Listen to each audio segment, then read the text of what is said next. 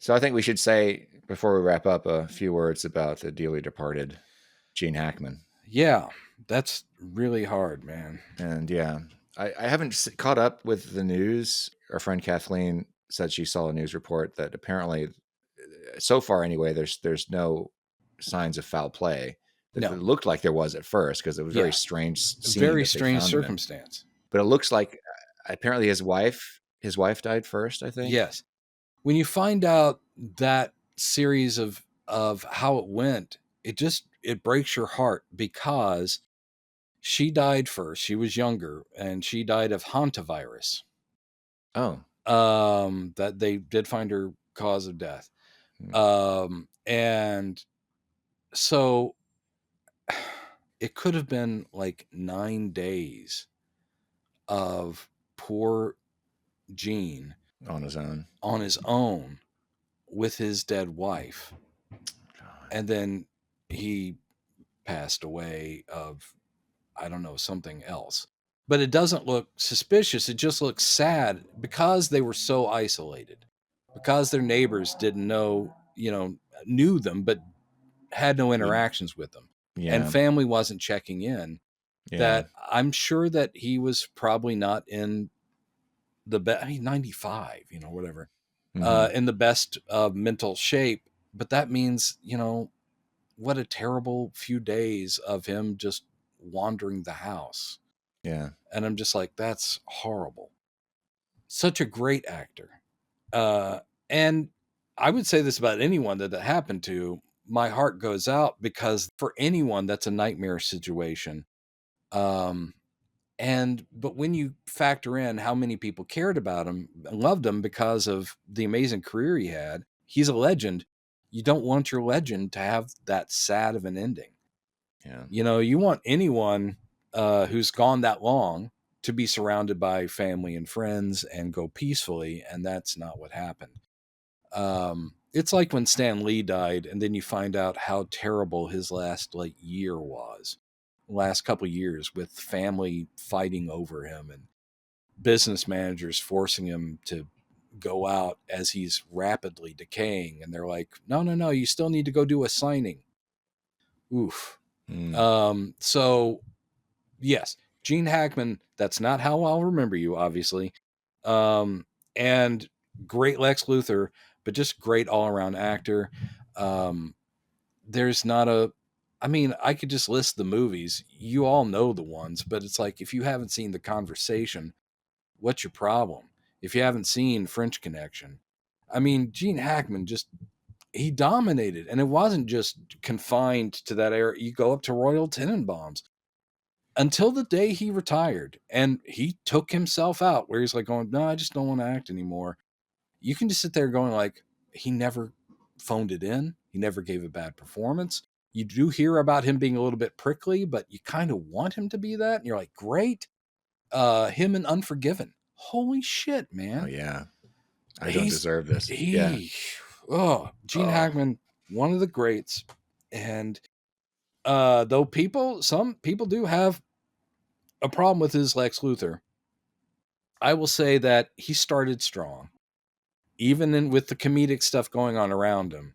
We brought that up. You posted that clip of us, Yeah. gushing about how great Lex Luthor, and how people overlook the fact that he was genuinely chilling as that character. But by Superman 4, you're like, geez, Yeah. you know, he was given crap material and Yeah. he still showed up. Yeah. But you're like, wow, Hmm. okay, all But it right. was, and somebody pointed out, I thought about this recently too, that Mankiewicz, of course, coming into Superman was a Bond. He'd written how many Bond films? Like I don't know. 2 or 3 of them, I think. Yeah, maybe.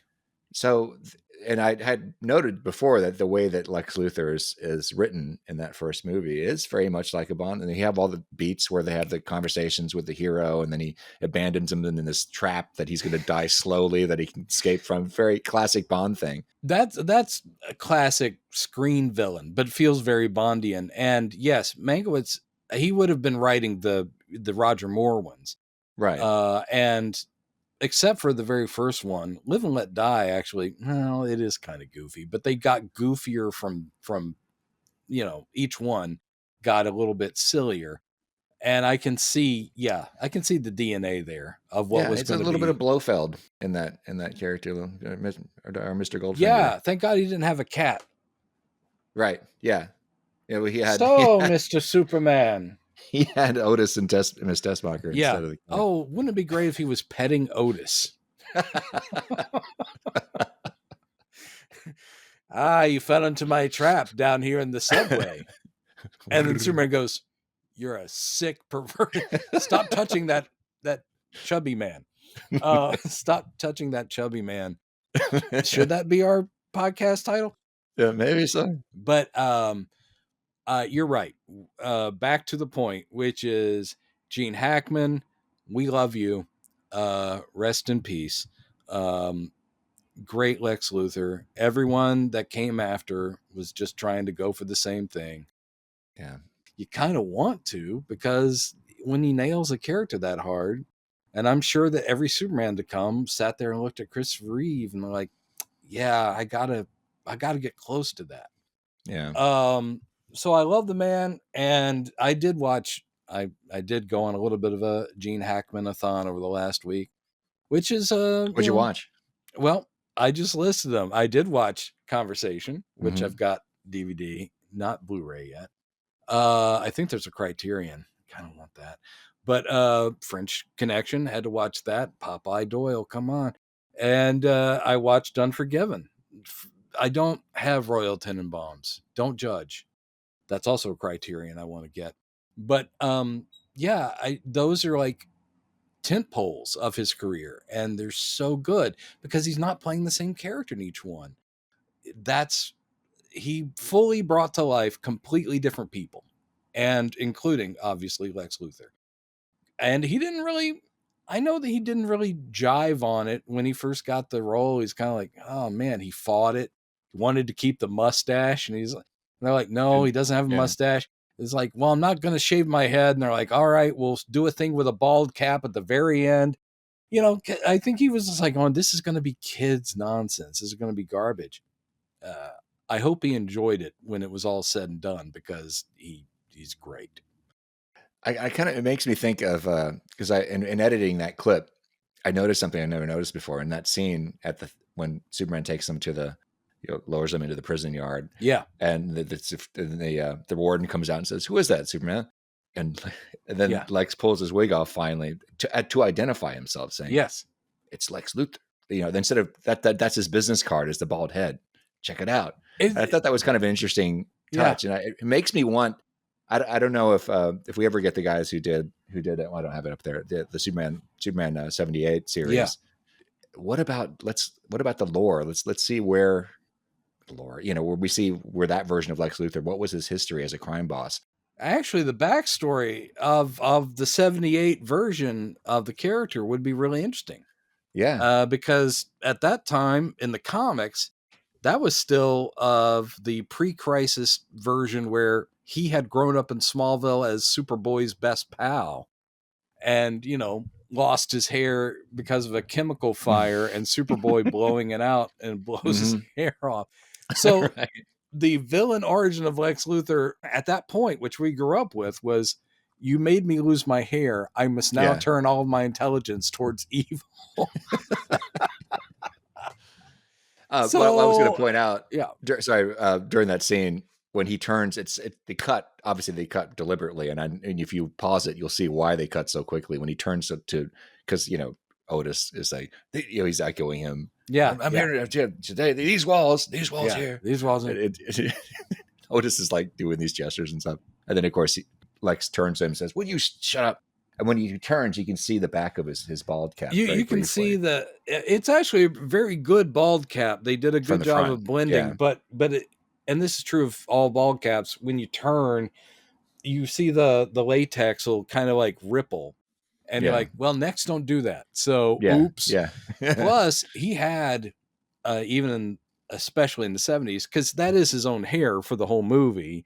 Though they do give him that one different fancy one with the wig with the white gray streak in it, where he's being like Mr. Intelligent Guy. I'm like, he's got wigs for occasions, and he wears different wigs on the missile the missile heist thing. Yeah, he's got that big bushy. So trying to tamp that down underneath a latex ball cap, the makeup people were probably like, Jesus Christ, Gene, can we trim it a little? No. Yeah. So it would be interesting to have writers figure out. Obviously, the implication of that last scene is that the warden knows him as a bald man, because that's maybe all the cops know him as a bald guy. So what's the I think history the there? vanity is, I mean, it's all just vanity, the wigs. And he probably did go bald, perhaps young or whatever. Yeah. And he's been too vain to acknowledge it. But I'm sure every time he was caught over the years, they're not going to let you keep your wigs in prison. So I'm pretty sure that every time they did bring him in, they're like, oh, you got to take that off, you know, and he's got to have his picture taken and all that kind of stuff. So in a weird way, him going bald or taking the wig off is him owning, like, this is how you know me. I am Lex Luthor. Yeah. I prefer, however, to wear wigs. Yeah. We've now spent more time talking about Lex Luthor's wigs than anyone ever has. Anyone. And also, you're perhaps the first person ever in the history of the world to suggest people do a backstory of Gene Hackman's Lex Luthor to find out what's the deal with the wig. Yeah, come on. Give it to me. His very first crime when he was 15 was he robbed a wig store. Oh my God. Yes. Anywho, we love him. We miss him. And just such a great version of that character. Nicholas Hoult has a lot to live up to.